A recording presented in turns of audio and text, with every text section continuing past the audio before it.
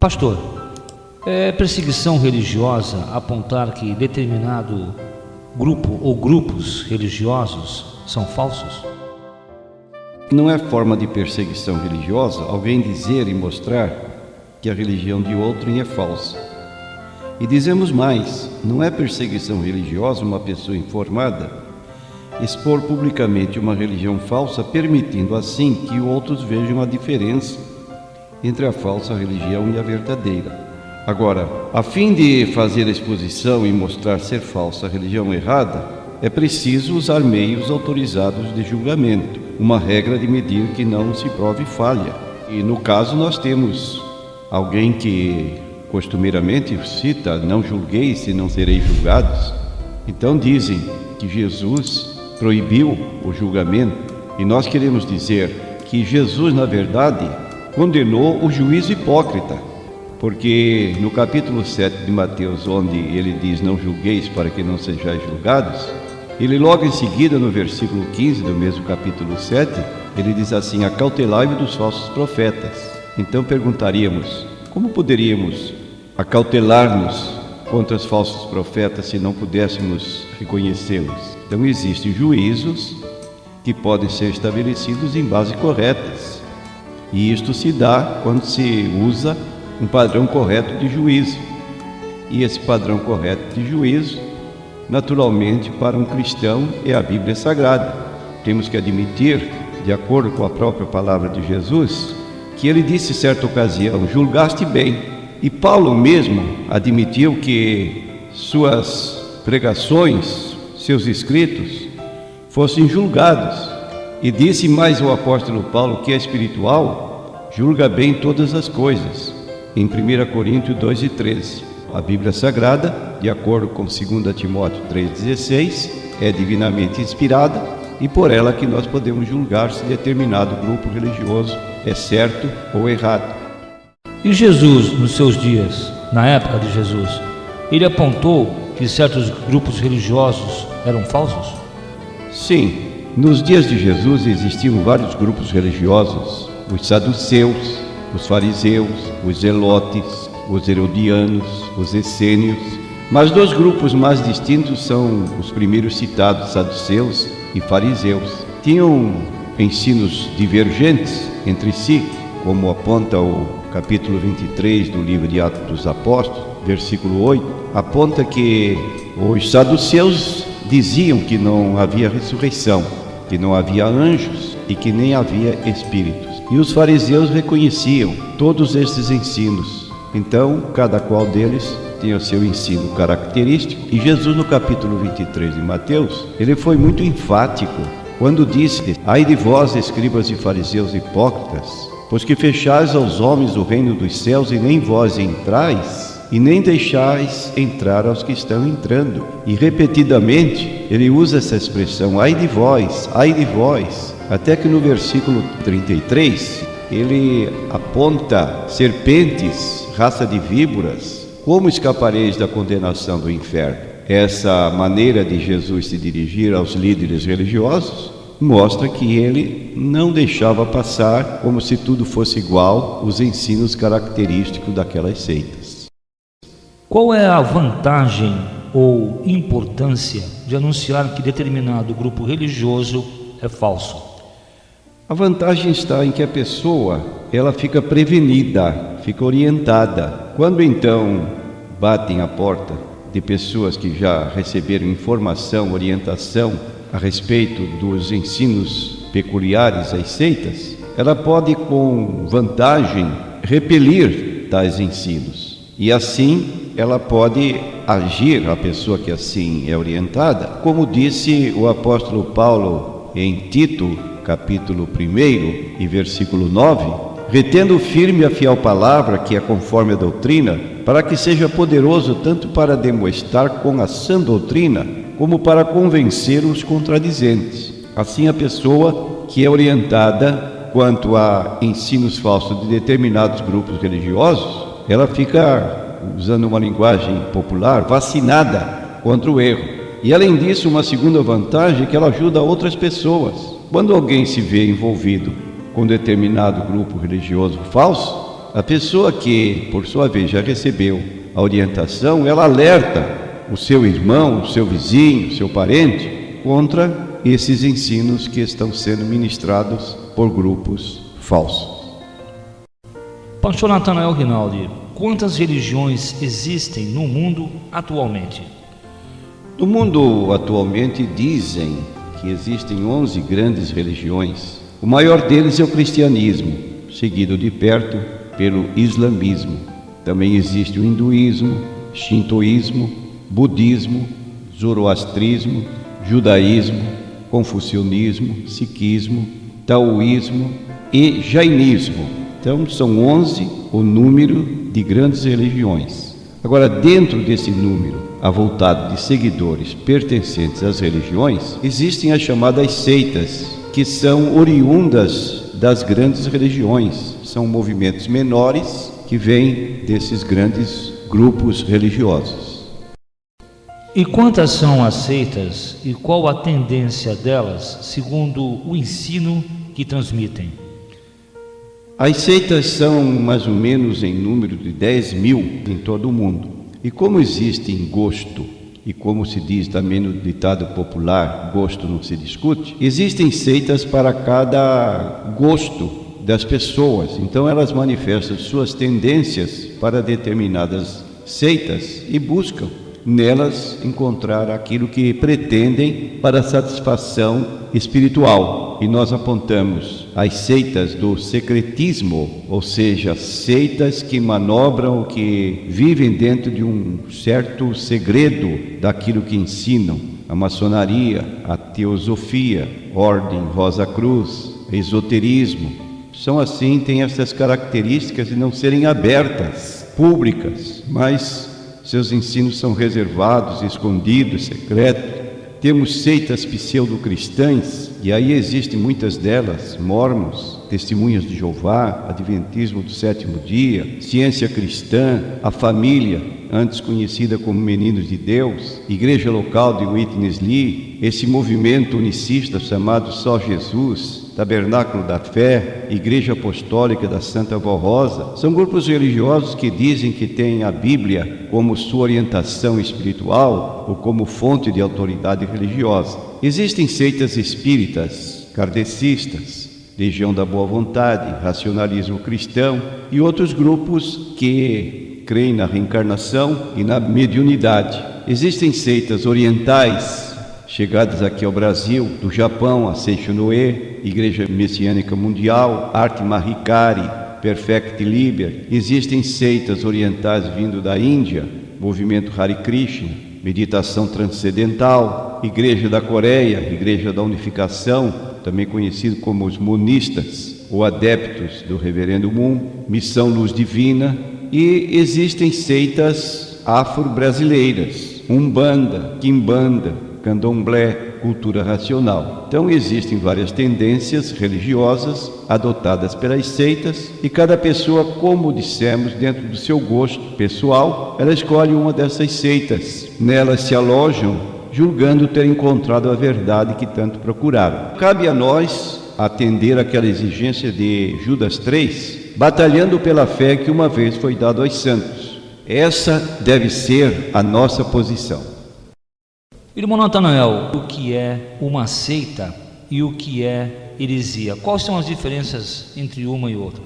Ambas as palavras vêm ou têm como origem a palavra grega hairesis. Dependendo da tradução ou versão da Bíblia, elas são traduzidas às vezes por seitas e outras vezes por heresias. Mas nós dizemos que dentro das definições que existem para a palavra seita, como mais vulgar, um grupo religioso de pessoas que professam uma crença com obstinação divergindo da posição ortodoxa, ou seja, da posição correta, aquela que é considerada genuína. Também é dito como seita um grupo que segue determinado líder humano. É o ato de um indivíduo ou de um grupo afastar-se do ensino da Bíblia e divulgar-se ou divulgar suas próprias ideias ou as de outrem em matéria de religião. O sentido original da palavra seita não era pejorativo, significava apenas uma escola, um modo de pensar, de viver. Agora, a palavra heresia, como dissemos, vinda também dessa palavra grega heres, ela significa um ensino falso, fraudulento. E no capítulo 11 de 1 Coríntios, o apóstolo Paulo diz assim: e até importa que haja entre vós heresias, para que os que são sinceros se manifestem entre vós. Então aqui está a palavra heresia como sendo um ensino falso, fraudulento. O apóstolo Pedro vai mais longe e ele define heresias como sendo elas de perdição. Em 2 Pedro capítulo 2, versículo 1, ele diz: e também houve entre o povo falsos profetas, como entre vós haverá também falsos doutores, que introduzirão encobertamente heresias de perdição. A heresia não só é perniciosa, mas quando ela é blasfema, ela se torna uma heresia ou um ensino de perdição. Por exemplo, surge em nossos dias um livro, Jeová Falso Deus. Através desse livro, o escritor procura afirmar que o Jeová do Velho Testamento não é o pai de Jesus. Identifica Jeová do Velho Testamento como sendo o diabo, o dragão, e assim afirma que o pai de Jesus é pessoa diferente daquele que se apresenta no Velho Testamento, como diz Deuteronômio 6, versículo 5, amarás o Senhor teu Deus de todo o teu coração, de toda a tua alma, de todo o teu pensamento. Então nós dizemos que aí se trata de uma heresia, mas ela é tão grave que chega ao ponto de se poder dizer que se trata de uma heresia de perdição. Temos estas definições apontadas na Bíblia Sagrada. Pastor, quais são os meios mais apropriados para entender quando determinado grupo religioso é falso? Existe alguma fórmula de identificação? Naturalmente, para que essa identificação fosse completa, seria preciso que nos tornássemos estudiosos profundos dos grupos religiosos no que concerne aos seus ensinos, comparando com a Bíblia Sagrada. Mas nós queremos apresentar um modo fácil de identificar uma seita como sendo um grupo religioso que apresenta certas situações, e nós dizemos então que seria um meio fácil de identificar uma seita pelas 4 operações fundamentais da matemática. E sabemos que as 4 operações fundamentais da matemática são adição, subtração, multiplicação e divisão. Se aplicarmos essas 4 operações junto aos ensinos ligados às seitas, nós poderemos com facilidade identificar quando um grupo é realmente seguido por sectários. Como utilizar o método da adição para identificar uma seita? E o senhor pode dar algum exemplo também de qual seita que adiciona alguma coisa? Bom, adição, dizemos que é aquele grupo que apregoa crer na Bíblia Sagrada como sua fonte de autoridade religiosa. Frequentemente menciona ou cita a Bíblia, apoia aparentemente a Bíblia, mas que tem uma segunda fonte de autoridade religiosa de valor ou de peso igual à própria Bíblia Sagrada. Por meio da adição, nós descobrimos que determinado grupo religioso crê, afirma, na Bíblia, mas acrescenta à Bíblia uma fonte de autoridade, geralmente vinda da parte do fundador. Como exemplo, nós citamos os adventistas do sétimo dia. Eles dizem o seguinte: cremos que Ellen White foi inspirada pelo Espírito Santo e seus escritos, o produto dessa inspiração, tem aplicação e autoridade especial para os adventistas do sétimo dia. Negamos que a qualidade ou grau de inspiração dos escritos de Ellen White sejam diferentes dos encontrados nas Escrituras Sagradas. É uma citação da Revista Adventista de fevereiro de 1984, na página 37. Se Ellen White foi inspirada pelo Espírito Santo, e nós citando 2 Timóteo 3,16, lemos toda a Escritura divinamente inspirada, então Ellen White também teve a mesma fonte de inspiração. Se por fim diz essa leitura feita que a qualidade ou grau de inspiração dos escritos de Ellen White são iguais, ou seja, não são diferentes dos encontrados nas Escrituras Sagradas, então ela tem a mesma inspiração dos escritores bíblicos. Se você pega um livro escrito por Ellen White, como O Grande Conflito, Patriarcas e Profetas, e outros mais de sua vasta publicação, você terá uma fonte de autoridade igual à própria Bíblia Sagrada. Isso é adição, isso é errôneo à luz da Bíblia Sagrada. A ponto tal que uma pessoa, para se batizar na Igreja Adventista do Sétimo Dia, ela recebe um formulário para ser preenchido antes do batismo, e nesse documento, nesse formulário, existem várias perguntas sobre dados pessoais, mas uma das perguntas é muito intrigante, e a pergunta diz assim: crê no espírito de profecia?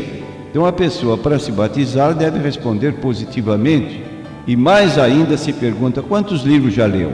Ora, por esta expressão, espírito de profecia, se identifica Ellen White, e dizem então que a característica da Igreja Adventista, a Igreja Remanescente, por ter essa pessoa que possuía esse dom de profecia, e suas profecias então tinham um valor igual ao valor profético da Bíblia Sagrada. Um outro grupo religioso são as testemunhas de Jeová, que sempre chegam a nossas casas com a Bíblia Sagrada na tradução do Novo Mundo, mas se nós formos analisar de perto se realmente elas creem só na Bíblia Sagrada, vamos notar que existe um grupo de líderes chamado Escravo Fiel e Discreto, que é o único grupo religioso capaz de dar a interpretação correta da Bíblia para as testemunhas de Jeová. Chamam a este grupo religioso, sediado em Nova York, Estados Unidos, um canal de comunicação usado por Deus. E dizem então, na Sentinela de 1º de agosto de 1982, na página 27, a menos que estejamos em contato com este canal de comunicação usado por Deus, não avançaremos na estrada da vida, não importa quanto leamos a Bíblia. Ora, aqui está dizendo que você precisa estar ligado a esse grupo religioso, porque se você não estiver ligado a essa liderança, não adianta você ler Bíblia. Quanto você ler, não vai ter o conhecimento exato do que lê, a menos que esteja ligado a esse grupo. E continuam dizendo, a respeito do canal de comunicação de Deus, Jesus disse que o escravo fiel e discreto proveria nutrição espiritual no tempo certo para todos os seus seguidores, e que colocaria este escravo sobre todos os seus bens. Com isto querem dizer que a provisão espiritual para as testemunhas de Jeová advém das publicações feitas pela Sociedade Torre de Vigia, na liderança desse grupo chamado Escravo Fiel e Discreto. Isso é uma aberração, está fora dos propósitos da Bíblia. Os mormons, eles dizem nas suas regras de fé: cremos ser a Bíblia a palavra de Deus. Fazem uma observação negativa, o quanto seja correta a sua tradução. Cremos também ser o livro de Mórmon a palavra de Deus. Então, quanto ao livro de Mórmon, não há problema, mas quanto à Bíblia, há problema, o problema da tradução, porque, segundo Joseph Smith Jr., a Bíblia não pode ser interpretada apenas, é preciso que haja esse dom da interpretação. E dizem então para uma pessoa, no livro de Mórmon, segundo Nefe 29, versículo 6, tu, tolo, dirás uma Bíblia. Temos uma Bíblia e não necessitamos mais de Bíblia. Terias obtido uma Bíblia se não fosse pelas mãos dos judeus? No versículo 10 deste mesmo capítulo, segundo Nefe 29, diz: portanto, porque tendes uma Bíblia, não deveis supor que ela contém todas as minhas palavras, nem deveis supor que não quis que se escrevesse mais. Aí abre margem para que se aceite também o livro de Mórmon, porque se apenas nos ativermos à Bíblia, somos chamados de tolos pelo livro de Mórmon. A família do amor, esse grupo religioso de práticas impróprias, indecorosas, pelo seu líder já falecido, David Berg, ele diz o seguinte: e quero dizer-vos francamente, se há uma escolha entre lerem a Bíblia, quero dizer-vos que é melhor lerem o que Deus diz hoje de preferência o que disse há 2000 anos ou 4000 anos atrás. Depois, quando acabarem de ler as últimas cartas de Mo, podem voltar a ler a Bíblia e as cartas velhas de Mo. Uma carta de julho de 1973, na página 11, no número 242, sigla SD.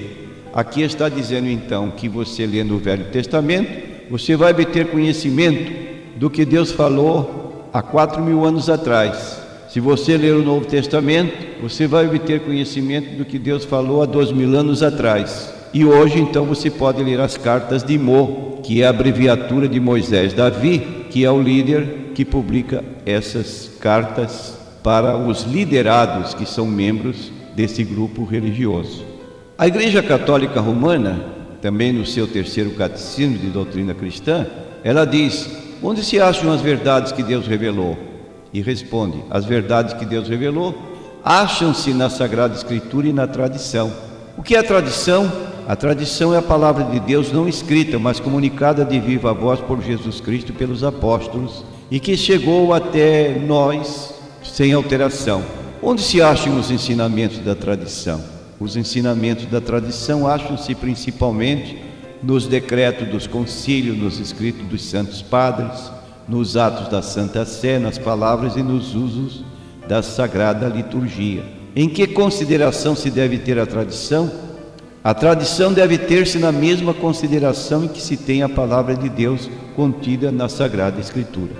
E mais uma citação do livro Princípio Divino da Igreja da Unificação, cujo líder é o Reverendo Moon. Ele diz na introdução desse livro, na página 7, a qualidade do ensinamento e o método e a amplitude da verdade devem variar de acordo com cada idade, pois a verdade é dada a povos de épocas diferentes. Não devemos considerar o livro de texto como absoluto em todos os detalhes. E assim conclui: a Bíblia não é a própria verdade, senão um livro de texto que ensina a verdade. Repetindo, a Bíblia não é a própria verdade, é um livro de texto que ensina a verdade. Você fica no critério de distinguir o que é certo e o que é errado dentro da Bíblia Sagrada. O kardecismo declara: nem a Bíblia prova coisa nenhuma, nem temos a Bíblia como probante. O espiritismo não é um ramo do cristianismo, como as demais seitas chamadas cristãs. Não se assenta princípios nas Escrituras, não rodopia junto à Bíblia, mas, dizem eles, a nossa base é o ensino dos Espíritos. Daí o nome Espiritismo.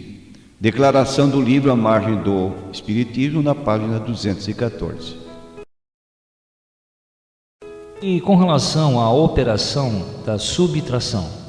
Como sabemos, subtração significa diminuir. E isso tem a ver com a pessoa do Senhor Jesus Cristo. Primeiro, com a importância da sua pessoa. Segundo, com relação à sua natureza divina. E terceiro, com relação à sua natureza humana. Tiram de Jesus algo que o caracteriza como o Jesus verdadeiro da Bíblia.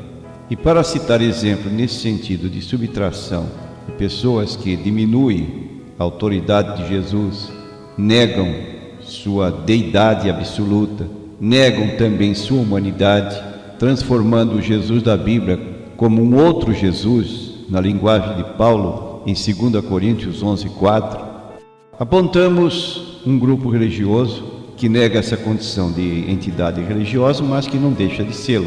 É a maçonaria. O dicionário da maçonaria, de Joaquim Gervásio de Figueiredo, na página 388, na sua 30ª edição, coloca Jesus no nível de um fundador de religião, paralelamente com outros fundadores, e diz assim: seus imortais fundadores foram todos mensageiros da verdade única, que deram à humanidade seu evangelho de união e fraternidade, para que através do amor às almas se religuem entre si e ao Supremo. Todos eles foram unânimes em proclamar a paternidade de Deus e a fraternidade dos homens. Tal foi, em essência, a mensagem de Vyasa, Hermes Trismegisto, Zaratustra, Orfeu, Krishna, Moisés, Pitágoras, Platão, Cristo, Maomé e outros. Consideramos, na verdade, tal afirmação como até blasfema contra a pessoa do Senhor Jesus Cristo. Não é possível que Jesus seja colocado a par com figuras mitológicas e ocultistas, Orfeu, Hermes Trismegisto, como filósofos pagãos, Pitágoras, Platão, como Krishna, o falso deus do hinduísmo, como Maomé, profeta do islamismo. Ora, é algo fortemente contrário àquilo que a Bíblia declara do próprio Jesus Cristo. Jesus declara: eu sou o caminho, a verdade e a vida, ninguém vem ao Pai senão por mim. João 14:6. Em Atos 4:12, o apóstolo Pedro declara: e não há salvação em nenhum outro, porque abaixo do céu não foi dado outro nome entre os homens pelo qual devamos ser salvos. Então a salvação é exclusiva do Senhor Jesus Cristo. Ele não pode ser posto em nível igual aos demais fundadores de religiões, e muito menos com filósofos pagãos, com deuses do hinduísmo, do ocultismo. A Legião da Boa Vontade, fundada por Alciro Zarur, também tem implicações com a natureza humana de Jesus. E dizem o seguinte: Jesus não poderia nem deveria, conforme as imutáveis leis da natureza, revestir o corpo material do homem do nosso planeta, corpo de lama, incompatível com a sua natureza espiritual, mas um corpo fluídico. Então aqui está dizendo, no livro Doutrina do Seul, da LBV, página 108, que Jesus não tinha um corpo material, mas que tinha um corpo fluídico. A palavra fluídico indica um corpo aparente. E isso é tão grave que o apóstolo João, na sua primeira carta, no capítulo 4, versículo 1-3, ele diz: amados, não creiais a todo espírito, mas provai se os espíritos são de Deus, porque já muitos falsos profetas se têm levantado no mundo. Nisto conhecereis o Espírito de Deus: todo espírito que confessa que Jesus Cristo veio em carne é de Deus, e todo espírito que não confessa que Jesus Cristo veio em carne não é de Deus, mas este é o espírito do anticristo, do qual já ouvistes que há de vir, e eis que já está no mundo. E esse mesmo escritor, na sua segunda carta, no versículo 7, ele repete: porque já muitos enganadores entraram no mundo, os quais não confessam que Jesus Cristo veio em carne. Esse tal é o enganador e o anticristo. Lendo então a palavra de Deus, nós vamos encontrar que Jesus nasceu como homem, foi concebido pelo Espírito Santo no ventre de Maria, mas o seu nascimento foi natural. Ele cresceu como os homens, e a Bíblia declara em Lucas capítulo 2 e versículo 52 que Jesus crescia em 3 sentidos. E assim lemos que ele crescia em estatura, ou seja, fisicamente, e em graça para com Deus, espiritualmente, e os homens, intelectualmente. Tinha um crescimento natural. No início do seu ministério, ele jejuou por 40 dias, e diz o capítulo 4 de Mateus, versículo 2, que ele sentiu fome. Também Jesus sentiu sede. Quando chegou à beira do poço de Jacó, ele pediu à mulher samaritana: dá-me de beber. Jesus dormia. Diz a Bíblia em Mateus 8:24 que ele, entrando no barco, sentou-se na popa do barco e deitou-se e dormiu, como qualquer ser humano. Ele sentiu fome, sentiu sede, sentiu canseira. Diz a Bíblia que no jardim do Getsemane, em Lucas 22:44, ele suou sangue, tal agonia de que estava possuído. Por fim, foi crucificado, morreu. Soldado romano veio, espetou a lança no lado do seu corpo para comprovar a sua morte. Foi sepultado e ressuscitou corporalmente dentre os mortos. E disse aos discípulos em Lucas 24:39 que poderiam apalpá-lo e identificá-lo como alguém que tinha carne e ossos. Assim se cumpria o que em João 1:1 e o versículo 14 declarava: no princípio era o verbo estava com Deus, o verbo era Deus, E 14 declara: e o Verbo se fez carne e habitou entre nós, e vimos a sua glória como a glória do unigênito do Pai, cheio de graça e de verdade. De modo que a legião da boa vontade subtrai da natureza humana de Jesus essa condição e apresenta um Jesus diferente, chamado um Jesus de corpo fluídico. Os adventistas do sétimo dia vão ao extremo e negam que a natureza humana de Jesus fosse imaculada, como diz Hebreus 7, 26. Jesus era santo, inocente, imaculado, separado dos pecadores, e apresenta um falso Jesus de natureza pecaminosa como a nossa, e afirmam então no livro Estudos Bíblicos, nas páginas 140, 141, em sua humanidade Jesus participou de nossa natureza pecaminosa caída. De sua parte humana, Cristo herdou exatamente o que herda todo filho de Adão, uma natureza pecaminosa. Isso é uma blasfêmia, dizer que a natureza humana de Jesus era igual à nossa no sentido de ser pecaminosa. Quanto a nós, Davi declarou no Salmo 51, versículo 5, em pecados me concebeu minha mãe. Agora Jesus não foi concebido como nós, e isso lemos no livro de Lucas, capítulo 1, versículo 30 a 35, quando o anjo Gabriel chegou a Maria e disse que ela havia sido escolhida para ser a mãe do Salvador. Ela disse: como há de ser que eu não conheço varão? E o anjo então anunciou: descerá sobre ti o Espírito Santo, a virtude do Altíssimo te cobrirá, pelo que aquele que de ti há de nascer será chamado Filho de Deus. Jesus foi concebido pelo Espírito Santo. Era, consequentemente, imaculado e não tinha uma natureza pecaminosa. As testemunhas de Jeová chegam a uma negação a respeito de Cristo, dizendo que Jesus hoje é apenas um espírito glorificado e que não tem mais o corpo com o qual ele viveu aqui na terra. E afirmam: o homem terrestre, Jesus de Nazaré, não mais existe. É uma citação da revista Despertai, de 22 de dezembro de 1984, página 20. Jesus de Nazaré não mais existe. O que aconteceu com o corpo terreno de Jesus? Dizem eles que Deus, Jeová, escondeu o corpo de Jesus, e assim este corpo sumiu.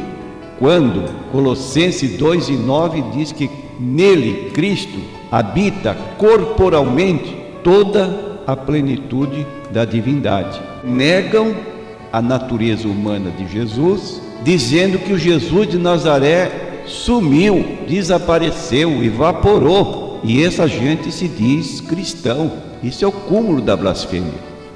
Os espíritas kardecistas negam, ou seja, subtraem a natureza divina de Jesus, chegando ao ponto de Allan Kardec, no livro Obras Póstumas, na página 126, declarar: importa, pois, se risquem os milagres do rol das provas sobre que se pretende fundar a divindade da pessoa de Cristo. Negam ou subtraem a natureza divina de Jesus, contrariando João 1:1. No princípio era o Verbo estava com Deus e o Verbo era Deus. Afirmam que Jesus não passava de um médium espírita. Dessa maneira, deixam de lado a sublimidade da pessoa do Senhor Jesus Cristo no que concerne a sua deidade absoluta, apontada por 1 João, capítulo 5, versículo 20, que declara enfaticamente essa posição do Senhor Jesus Cristo. Sabemos que já o Filho de Deus é vindo e nos deu entendimento para conhecermos o que é verdadeiro, e no que é verdadeiro estamos, isto é, em seu Filho Jesus Cristo. Este é o verdadeiro Deus e a vida eterna. Com relação à operação de multiplicação, como sabemos, multiplicar é a operação de vezes. Este grupo religioso multiplica esforços ou obras como meio de suprir a deficiência da obra salvífica realizada por Jesus Cristo. Negam geralmente a eficácia da morte de Jesus como meio de redenção. E aí multiplicam esforços para atingirem aquele ponto que julgam necessário para a sua própria salvação.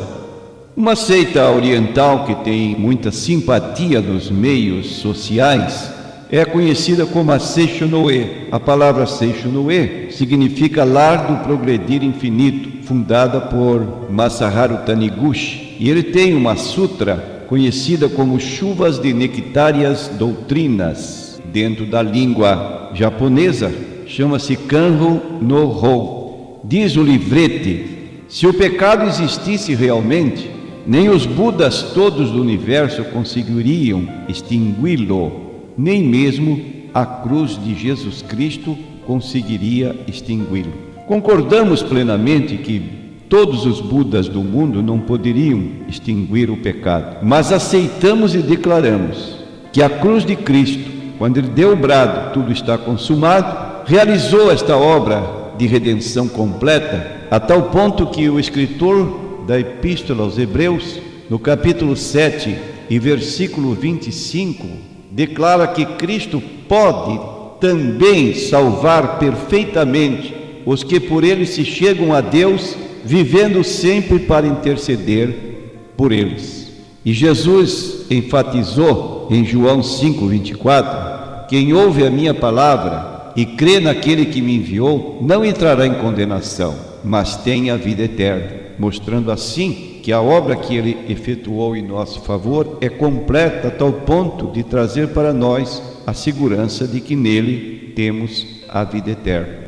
Os mórmons afirmam crer no sacrifício expiatório de Jesus, mas multiplicam esforços, obras, para que esse sacrifício de Cristo tenha validade, tenha eficácia. Então dizem nas suas doutrinas: cremos que por meio do sacrifício expiatório de Cristo, toda a humanidade pode ser salva pela obediência às leis e ordenanças do Evangelho. Não é que toda a humanidade pode ser salva pelo sacrifício expiatório de Cristo, mas que pelo sacrifício expiatório de Cristo, a humanidade pode ser salva pela obediência às leis e ordenanças do Evangelho. E dentro dessas leis e ordenanças do Evangelho, há uma implicação declarada no livro Doutrinas de Salvação, volume 3, página 91, que diz esta declaração blasfema: o homem tem que fazer o que pode pela própria salvação. À luz da Bíblia Sagrada, de acordo com Efésios capítulo 2, versículos 8 e 9, o apóstolo Paulo diz que somos salvos pela graça, por meio da fé. Isto não vem de nós, é dom de Deus, não vem das obras para que ninguém se glorie. Não há pessoa que possa alcançar diante de Deus uma justificação pelas obras da lei. Então a salvação é algo consumado pelo Senhor Jesus Cristo, e só Ele pode nos dar esta garantia de salvação. No livro de Tito 3, versículo 5, este escritor, o apóstolo Paulo, diz assim: não por obras de justiça praticada por nós, mas segundo a sua misericórdia nos salvou pela lavagem da regeneração e da renovação do Espírito Santo. É por misericórdia que somos salvos, e não por obras que venhamos a praticar para complementar a obra do Senhor Jesus Cristo, que em si não é suficiente. A Igreja da Unificação do Reverendo Moon chega ao ponto de dizer como tem sido vasto o número de cristãos durante os 2000 anos da história cristã que tinham plena confiança de terem sido completamente salvos pelo sangue da crucificação de Jesus. Citação do livro Princípio Divino na introdução, na página 11. Isso significa que nós estamos sendo enganados quando confiamos plenamente na obra redentora efetuada por Jesus Cristo. Quando nós cremos que o sangue de Jesus Cristo nos purifica de todo o pecado. A pergunta surge: como é que podemos então alcançar esta salvação? E eles dizem que somente através da indenização. O que significa isso? Perguntam eles. Então, indenização refere-se ao pagamento de uma dívida. E aí ensino que Deus, através da obra expiatória de Jesus Cristo, paga por nós 95% do nosso débito para com Ele. E para expiar os 5% restantes, temos que multiplicar nosso esforço na obra ou atos de penitência. Então dizem que a igreja desenvolveu um elaborado sistema de penitência, e esse elaborado sistema de penitência significa sair de porta em porta vendendo quinquilharias, objetos, e assim conseguir a indenização para completar a obra da redenção do Senhor Jesus Cristo. É uma multiplicação de esforços pessoais no sentido de poder atingir aquele ponto da própria salvação. E como último exemplo, nós temos as testemunhas de Jeová. Muitos se admiram do trabalho que realizam de porta em porta, mas ignoram que esse trabalho das testemunhas de Jeová é exatamente uma multiplicação de esforços para serem salvos do Armagedon. Dizem eles: somos salvos por mais do que apenas crer na mensagem do reino de todo o nosso coração. Também temos de declarar publicamente esta mensagem do reino a outros, para que estes também possam ser salvos para o novo mundo de Deus, do paraíso perdido ao paraíso recuperado, na página 249. E afirmam que unicamente os pecados herdados são perdoados pelo sacrifício de Jesus. Uma citação do livro Certificável de Todas as Coisas, edição de 1960, na página 266. A obra expiatória de Cristo só apaga os pecados herdados, mas para a salvação dessas pessoas é necessário que eles saiam de porta em porta, cumprindo 3 horas diárias de vendagem de revistas Sentinela Despertai, usando a expressão colocação de revistas, e assim esperam poder escapar da catástrofe do Armagedão. Encerrando as 4 operações matemáticas que nos servem como exemplo para a identificação de seitas, o que o senhor tem a nos dizer sobre a divisão? A palavra divisão significa que grupos religiosos dividem a possibilidade da salvação entre Deus e a própria organização religiosa a que pertence. Como diz a Igreja Católica, pode alguém salvar-se fora da Igreja Católica Apostólica Romana? A resposta é não. Fora da Igreja Católica Apostólica Romana, ninguém pode salvar-se, como ninguém pode salvar-se do dilúvio fora da Arca de Noé, que era a figura desta igreja. Consequentemente, quem salva? Em parte Deus e em parte a própria igreja.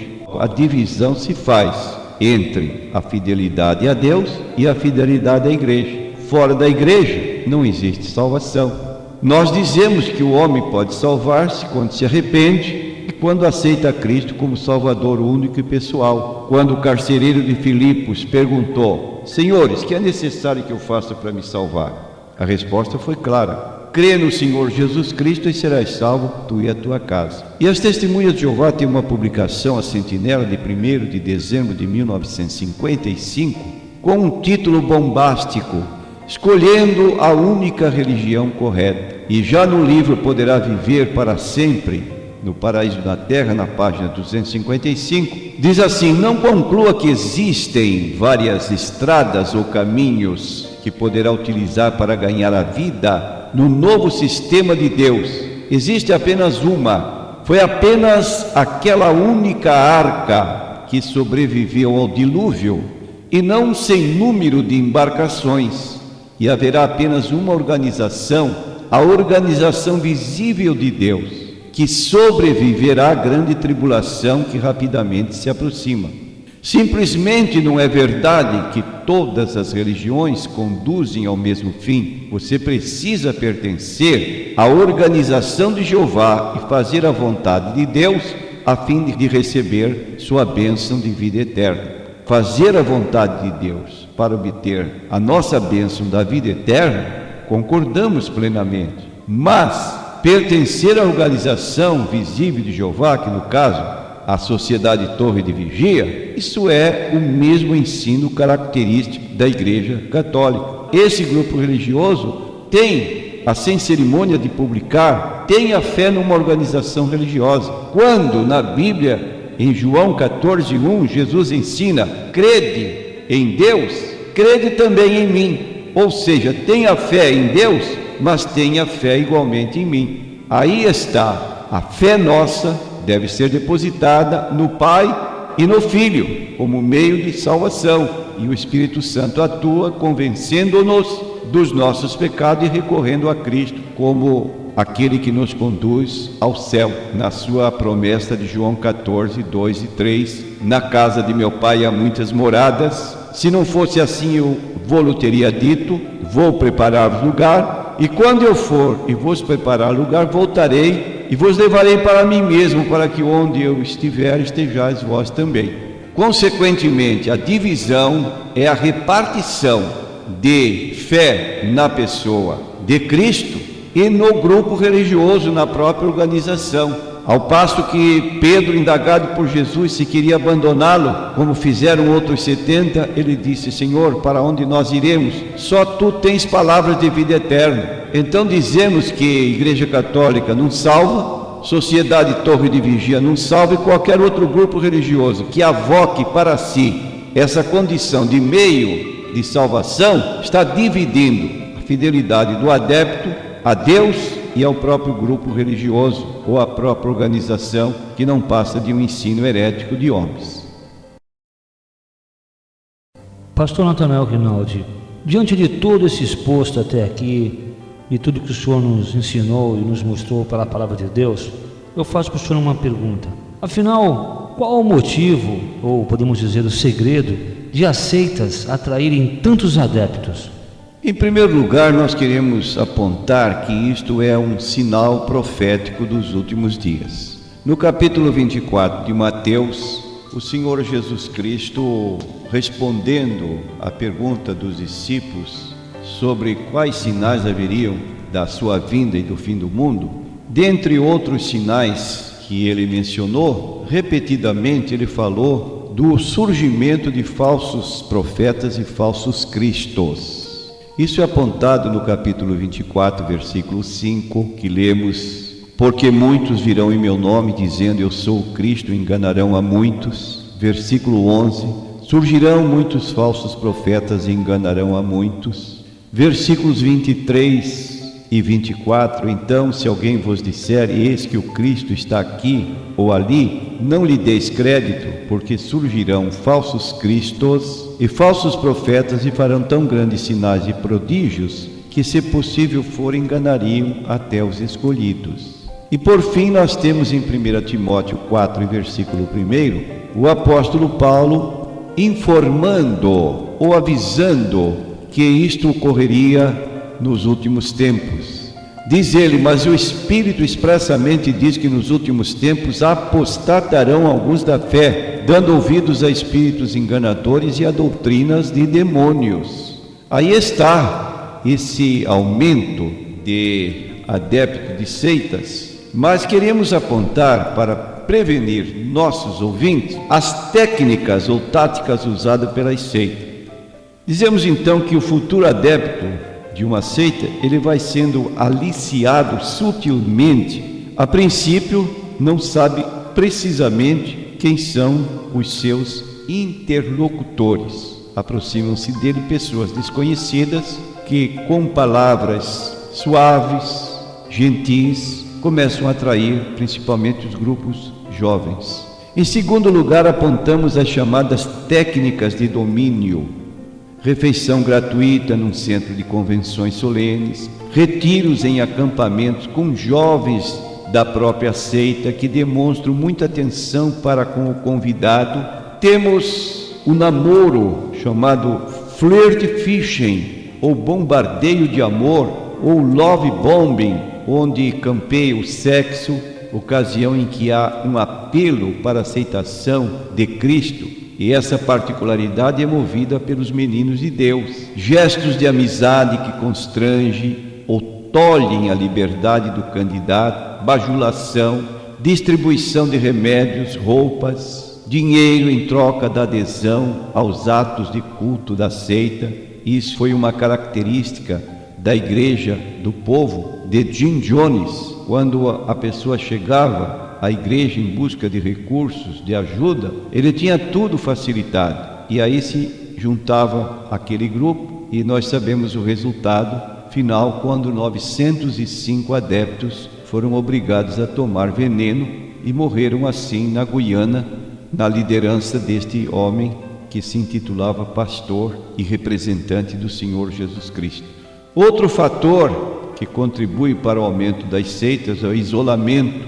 O candidato é privado de todas as informações ou de toda a influência de fora, familiares, amigos, jornais, revistas, TV, rádio, que poderia prejudicar a assimilação dos fascinantes modelos de comportamento que lhes são incutidos. Então existem grupos que isolam os jovens dos seus familiares, fazendo sentir aos jovens que seus pais ou parentes são inimigos, porque não querem que eles sigam esse grupo religioso. Aprisionam as pessoas, às vezes, quando tomam conhecimento de um comportamento desregrado em tempos passados, abuso sexual, drogas, etc., para jungir, para prender o candidato ali naquele grupo sectário. Temos vários meios em que as seitas deles se utilizam para aumentar o número dos seus adeptos. Paralelamente, não podemos negar que Jesus disse em João 3:19 e 21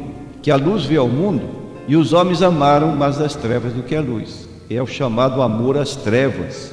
Indivíduos resolvidos a viver uma vida imoral ou mesmo egocêntrica. Temos também, com muita tristeza, afirmar o que nós chamamos de imaturidade espiritual. A pessoa aceita Cristo como Salvador, não tem muita firmeza doutrinária e ela é levada por ventos de doutrinas. Temos a chamada subversão espiritual, propagandistas itinerantes, sendo as pessoas sinceras atraídas e desviadas, afastando-se da verdade do Evangelho. Um exemplo disso está em Gálatas capítulo 1, versículos 6 a 9, quando o apóstolo Paulo menciona que a igreja foi invadida por um grupo de judaizantes que pregavam a salvação pela guarda do sábado, da circuncisão, e Paulo ficou tão alarmado que chegou ao ponto de afirmar: mesmo que um anjo do céu descesse e pregasse outro evangelho além do que recebeste, que fosse tido como maligno,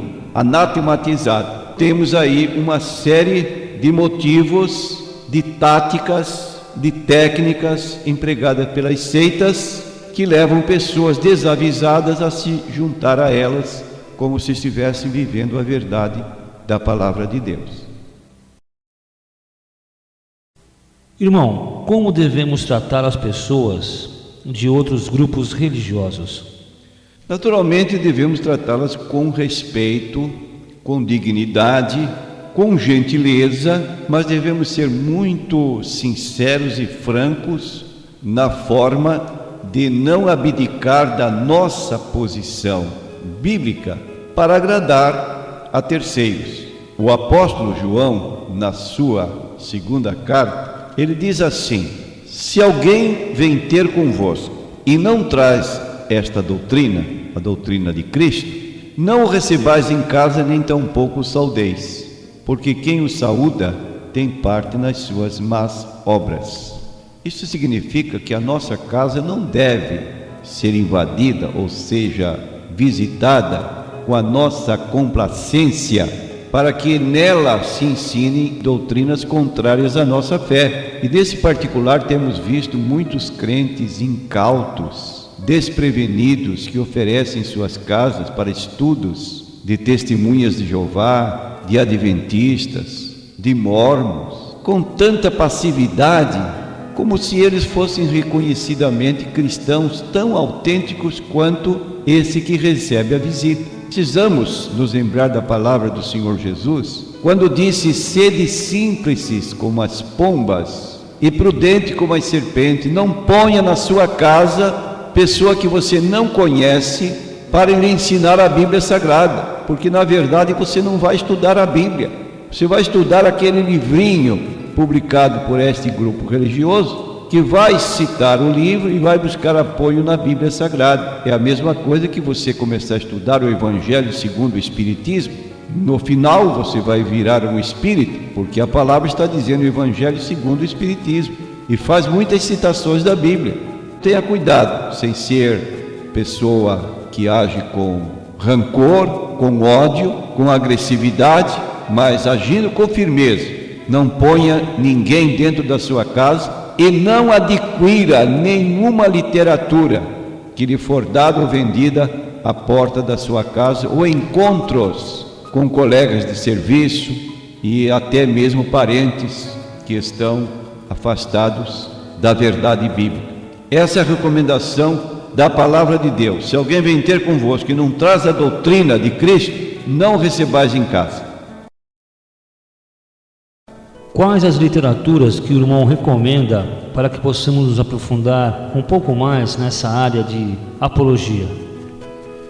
Queremos apontar em primeiro lugar como uma ferramenta boa, especial para fazer a defesa da fé e repelir e rejeitar ensinos heréticos é a Bíblia Apologética, publicada pelo Instituto Cristão de Pesquisas.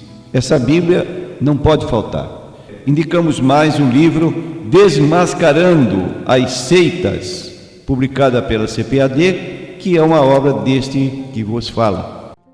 Encerrando esse CD, que nós esperamos ser primeiramente para a nossa edificação e servir de ferramenta para resgate daqueles nossos irmãos e amigos que se encontram aprisionados pelas forças das trevas, nós gostaríamos que o irmão encerrasse com uma oração. Senhor nosso Deus, a Tua palavra declara que Jesus veio a este mundo para salvar os pecadores. E dentre os pecadores, muitos deles são adeptos de seitas, que têm uma alma preciosa, valiosa, pela qual o próprio Cristo morreu. E nós devemos amar estas pessoas e levá-las ao pleno conhecimento da verdade. Cabe a nós esta luta titânica em favor de pessoas envolvidas, prisioneiras das seitas, e nós queremos a Tua ajuda, a aptidão para poder falar com estas pessoas e, na linguagem de Tito 1,9, refutar os contradizentes. Dá-nos esse conhecimento bíblico tão necessário para esta obra gigantesca de combater os erros das seitas dos nossos dias. Embora reconhecendo o crescimento delas, queremos nos ombrear como integrantes do Teu povo, no sentido de fazer a defesa da fé. Em nome de Jesus que nós pedimos. Amém.